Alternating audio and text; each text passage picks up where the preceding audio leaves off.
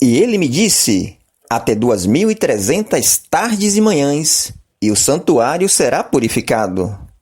Daniel, capítulo 8, verso 14.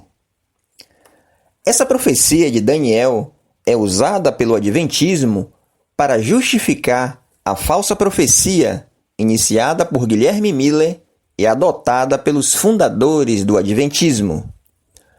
A profecia de Miller dizia que Jesus retornaria em 21 de março de 1843. Como Jesus não voltou, Miller, juntamente com Samuel Snow, um de seus seguidores, refizeram os cálculos e acharam a data definitiva, 22 de outubro de 1844, contrariando as Escrituras, que diz: mas daquele dia e hora ninguém sabe, nem os anjos do céu, mas unicamente meu Pai. Mateus capítulo 24, versos 36. As profecias fracassaram. Guilherme Miller se arrependeu. Porém, alguns dos seus seguidores, que depois fundariam a Igreja Adventista, persistiram no erro. E para justificarem, chegaram à conclusão de que a data estava correta. Porém, o lugar é que não estava. Hiram Edson, um outro seguidor de Miller, diz ter tido uma suposta visão, e que ao invés de Jesus voltar à Terra naquela data, ele passou do lugar santo para o lugar santíssimo, a fim de realizar a obra do juízo investigativo. E aí criaram a doutrina conhecida como doutrina do santuário, uma doutrina particular do Adventismo. Vejamos se os cálculos feitos em Daniel 8,14 para sustentar a tal profecia têm apoio nas Escrituras.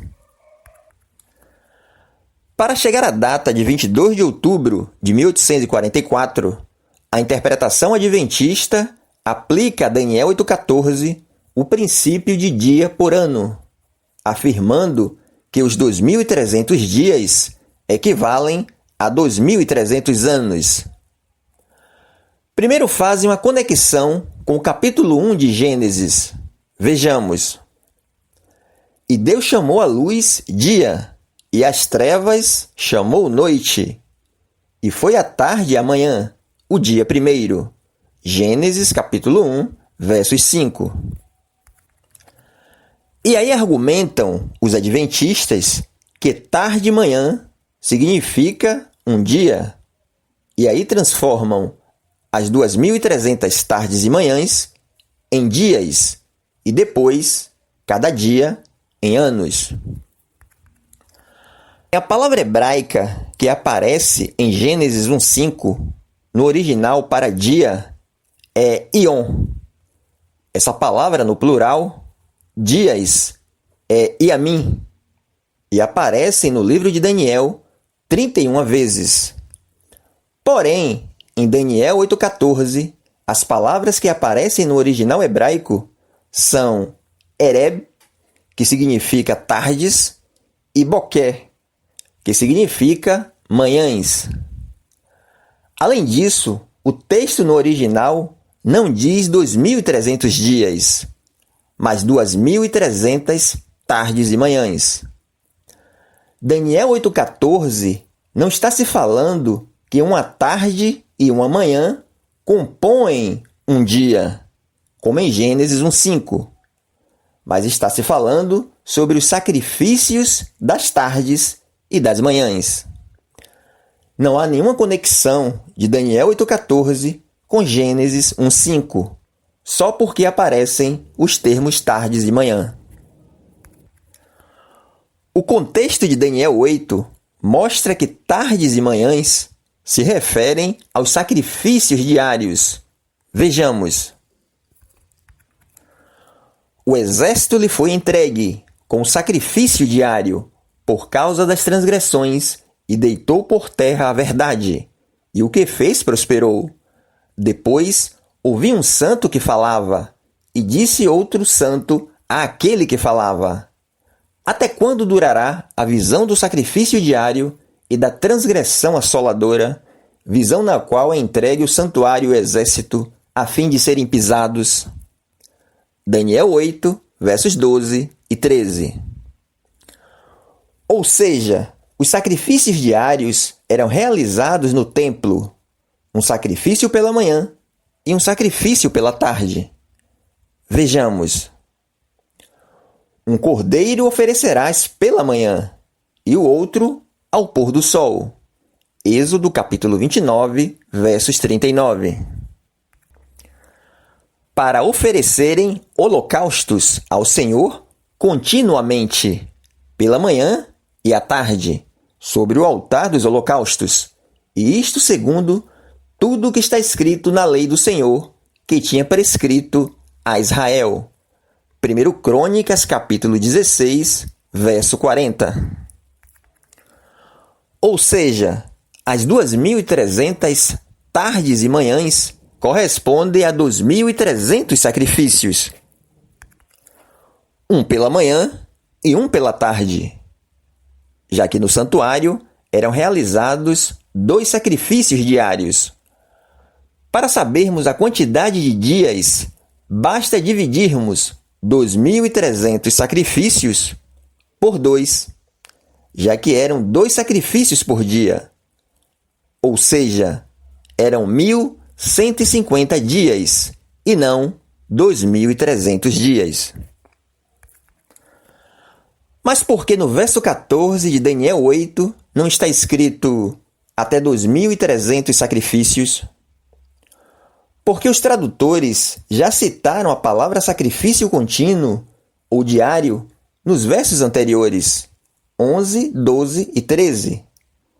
Eles citam tardes e manhãs no verso 14, fazendo alusão aos sacrifícios diários, quando dizem até 2.300 tardes e manhãs, ou seja, até 2.300 sacrifícios, e o santuário será purificado. Prosseguindo com a sua interpretação particular, o próximo passo da interpretação adventista é transformar os supostos 2.300 dias em anos, dizendo que em profecia um dia equivale a um ano, fazendo isso uma regra. E para dar base ao argumento, lançam mão de Números 14, versos 34 e Ezequiel 4, versos 5 e 6, em que Deus fala que daria dia como ano e ano como dia. Leiamos. Segundo o número dos dias em que espiastes esta terra, 40 dias, cada dia representando um ano. Levarei sobre vós as vossas iniquidades 40 anos, e conhecereis o meu afastamento. Números capítulo 14, versos 34. Porque eu já tenho fixado os anos da sua iniquidade, conforme o número dos dias, 390 dias, e levarás a iniquidade da casa de Israel. E, quando tiveres cumprido estes dias, tornar-te-ás a deitar sobre o teu lado direito, e levarás a iniquidade da casa de Judá 40 dias. Um dia te dei para cada ano. Ezequiel capítulo 4, versos 5 e 6. Baseando-se nessas passagens, concluem então os adventistas que em profecia, dia significa ano. Mas será que é isso mesmo? Esses textos em nenhum momento está se falando em profecia. Não é um texto escatológico, é apenas uma narrativa. Deus está estabelecendo castigo pelas iniquidades do povo. Para cada dia de desobediência, um ano de consequência pelas iniquidades. Não existe na Bíblia e nem em Daniel 8,14 nenhuma regra profética para transformar dias em anos. Até porque existem profecias na Bíblia em que um dia corresponde a um dia e um ano corresponde a um ano. Por exemplo, a Bíblia fala que os filhos de Abraão seriam afligidos por 400 anos e que os judeus ficariam cativos em Babilônia por 70 anos. E nessas profecias, um ano é igual a um ano, e dias são dias. Aplicar o princípio de dia por ano às profecias não é bíblico, mas um argumento inconsistente e falacioso. Vejamos um outro exemplo. Jonas profetizou que a cidade de Nínive seria destruída em 40 dias. Vejamos. Jonas entrou na cidade e a percorreu durante um dia, proclamando: daqui a 40 dias, Nínive será destruída. Jonas capítulo 3, versos 4. Será que esses 40 dias equivaliam a 40 anos? Sabemos que não. Não podemos pegar textos e interpretar ao nosso bel prazer, para se encaixar com aquilo que cremos. Isso não é interpretação profética. A interpretação profética respeita princípios hermenêuticos. Não podemos criar nossos próprios métodos para interpretar as profecias. Devemos ter cuidado, ainda mais nos casos em que a palavra dia nem sequer aparece no texto original hebraico, como em Daniel 8,14. Leiamos novamente os versículos 12 e 13 de Daniel 8 para ficar claro o que o texto quer transmitir. O exército lhe foi entregue como sacrifício diário por causa das transgressões e deitou por terra a verdade, e o que fez prosperou.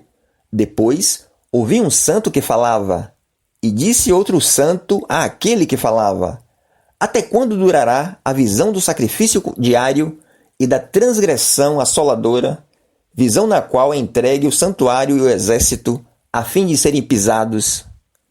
Daniel 8, versos 12 e 13. Perceba que os santos que falavam, que são os anjos, tinham uma preocupação: o sacrifício diário. Então o anjo quer saber quando é que esse sacrifício vai voltar, já que o sacrifício diário havia sido interrompido. Aí um pergunta para o outro: até quando esse sacrifício vai ser interrompido? No versículo 13, se faz uma pergunta que é elucidada no versículo 14. Até 2.300 tardes e manhãs, e o santuário será purificado. A resposta deve ser entendida dentro do seu contexto e da preocupação do profeta. Daniel queria saber quanto tempo o sacrifício, de acordo com a visão, demoraria a tornar a ser executado no santuário, ou templo. Ele estava preocupado se o sacrifício e o templo seriam restituídos, já que ele vira a sua destruição saindo do Império Grego.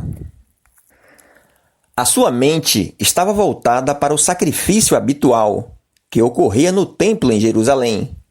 Daniel não estava preocupado com o céu, pois lá o Império Grego não tinha como profanar. O contexto de Daniel 8 nada diz sobre uma contaminação no santuário celestial. Todo o capítulo 8 de Daniel está relacionado ao santuário terrestre. O período de profanação e purificação desse santuário cumpriram-se, literalmente, em 1150 dias. A história nos confirma que o santuário terrestre foi agredido e profanado por Antíoco Epifânio IV, no final do Império Grego, de 168 a 165 a.C., e purificado por Judas Macabeus. Os adventistas ensinam que a purificação do santuário celestial iniciou-se em 1844. Mas o que está descrito em Daniel 8,14, ou previsto, é que o santuário seria purificado.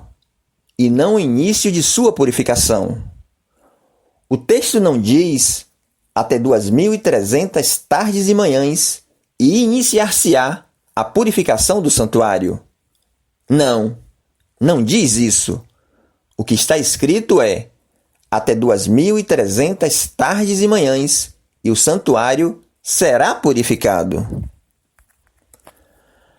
Perceba que o texto não diz que o santuário começaria a ser purificado após 2.300 tardes e manhãs e continuaria sendo purificado por um certo período de tempo. O texto diz que o santuário será purificado. Isto é, a purificação do santuário acontecia dentro deste período. Logo, a purificação do santuário teria que acontecer em 1844 e não começar em 1844. Repetindo, o versículo 14 do capítulo 8 de Daniel é a resposta à pergunta formulada no versículo 13. E a referida pergunta não foi: quando se iniciará a purificação? Mas sim, até quando durará? Compreendendo a pergunta, fica claro o entendimento da resposta. A resposta não foi: iniciar-se-á a purificação, mas sim, e o santuário será purificado. Portanto, a interpretação que o Adventismo quer dar a Daniel 8,14 não se encaixa nem de longe com as Escrituras. Não passa de uma invenção, uma manipulação que os fundadores do Adventismo fazem para justificar a falsa profecia de Guilherme Miller, que deu origem à Igreja Adventista.